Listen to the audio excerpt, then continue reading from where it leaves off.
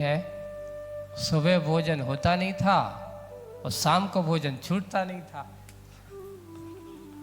सुबह भोजन होता नहीं था और शाम का भोजन, और आचार्य जी बार बार कहते एक बार भोजन करो,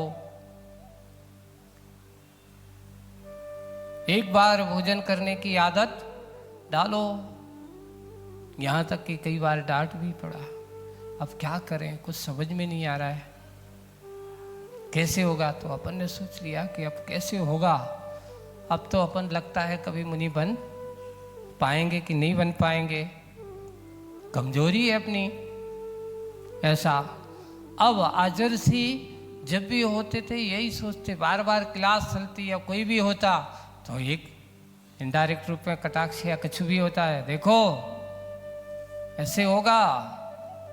एक दिन मुक्तागिरी में तो एक दिन ऐसा पता चल गया। अब देखो, हमने आचार्य जी ने कहा कि ठीक है अब मैं शाम को करके पानी भर लेऊंगा, लेकिन हुआ ये कि सुबह भोजन हुए, गर्मी का समय था, एक दो रोटी खाए और बस आ जाए। शाम को क्या हो जाए, भूख लगती थी।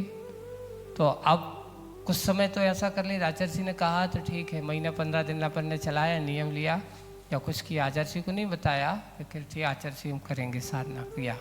फिर बाद में पता चला कि अपन फिर शाम को भोजन करने लगे। तो अब आचार्य जी को पता चल गया एक दिन, कैसे, एक श्रावक था, उसके यहाँ हुए आचार्य जी के आहार, है ना। तो वो क्या गया आचार्य जी के, शाम को भी सहज जैसे तुम लोग सब आ जाते, जब इतनी भीड़ भाड़ नहीं होती थी, 90 की बात है। और वो गया, आज तो मेरी गुरु भक्ति छूट गई। शाम को वो 4 महीने वहीं रहता था, रिटायर्ड जेलर था वो, वहाँ से जेल से रिटायर्ड होकर के आया था। बिल्कुल पति पत्नी 4 महीने वहीं रहते थे। और वो वहाँ आए, वो आया, आज तो गुरु कृपा हुई, बोले कि आचार्य जी के सामने गया शाम को, आज तो आचार्य भक्ति में नहीं आ पाया, गुरु जी की भक्ति आरती छूट गई, भैया व्यक्ति कर लो। तो आचार्य जी कहते क्यों क्यों छूट गई। बोले कि आज तो आपके चरण पड़े थे हमारे घर पर। तो चरण पड़े थे तो क्या हो गया, आज शाम को सभी ब्रह्मचारी ब्रह्मचारियों का आहार हमारे घर पे हुआ शाम को। तो आचार्य जी ने, ब्रह्मचारियां तो ठीक है, ब्रह्मचारी कौन गया था, पकड़े जाते थे, कोई ऐसे पकड़े जाते, कौन गया था। बोले कि सब गए थे, विनोद भी गया था, अभय भी आया था, और ये सब नाम बता दिए उन्होंने। अच्छा, शाम को इन्होंने भोजन किया है। बोले कि हाँ, नहीं बस किया तो कुछ नहीं है, ज़्यादा से ज़्यादा 2-3 रोटी खाए हो, बस रोटी खाए और कुछ नहीं खाया महाराज। वो समझे कि कछु, अच्छा ऐसी बात है, उनको पता चल गया।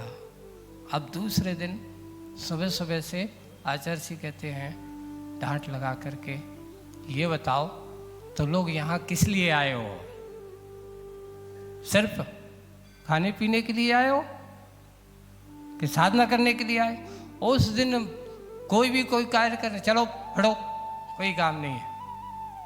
अब बड़ी समस्या, आज भैया व्यक्ति भी नहीं कराएंगे, ये नहीं करना है, कमंडल हाथ में लिया, चल रखो। डांट भी कभी कभार ऐसी होती है, हाथ धुलाने के लिए कमंडल हाथ में लिया, नीचे रखो। यानी आज क्या हो गया, तुम लोगों का कुछ नहीं, जो कहते हैं वो करते नहीं हो, क्या हो गया।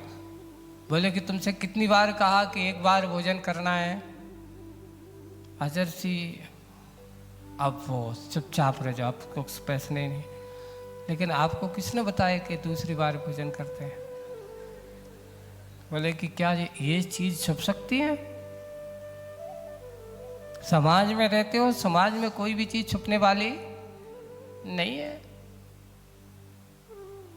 और उन्होंने पूरी बात बताई। फिर मैंने कहा अच्छा ये बात है। टोपरी जी को बुलाया, मैंने कहा क्यों भाई टोपरी। बोले कि भैया जी मेरे तो क्या, गुरु जी की बात भैया व्यक्ति करो, सहज बात हुई बता दिया। तो ऐसा ही होता है। तो बस इतना है